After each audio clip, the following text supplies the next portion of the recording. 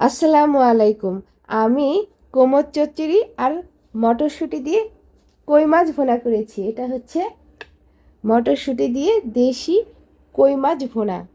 এই মটরশুঁটি দিয়ে কই মাছ ভুনাটা খেতে খুবই মজা। আমি সামান্য কিছু হলুদ মরিচের গুঁড়া, আদা রসুন, পেঁয়াজ কাঁচামরিচ, টমেটো দিয়ে ভুনা করেছি আর মটরশুঁটি। খুবই তাড়াতাড়ি আমি এটা রান্না করেছি, খেতে জম্মের মজা। আর এটা হচ্ছে কোমর চচ্চড়ি। এটা তো সবারই প্রিয়। এই কোমর চচ্চড়ি করতে ধনেপাতা, কাঁচামরিচ পেস্ট আর সামান্য একটু আদা রসুন, হলুদ মরিচের গুঁড়া দিয়ে আমি এটা বাগার দিয়েছি। তারপরে হয়ে গেছে মাত্র 15 মিনিটে আমার কোমর চচ্চড়ি। খেতে অনেক টেস্টি।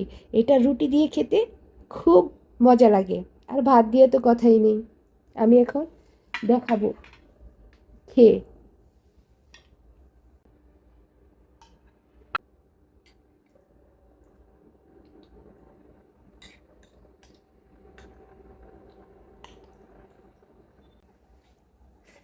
দেখেছেন, আমি একটা কই মাছ, কোমর চচ্চড়ি আর একটা মরিচ নিয়েছি। মরিচ খেতে, ভাজা মরিচ খেতে আমার খুবই পছন্দ, তাই আমি ভাজা মরিচটা সাথে রাখি। এখন আমি দেখাবো কই মাছটা কতটা সফট আর নরম।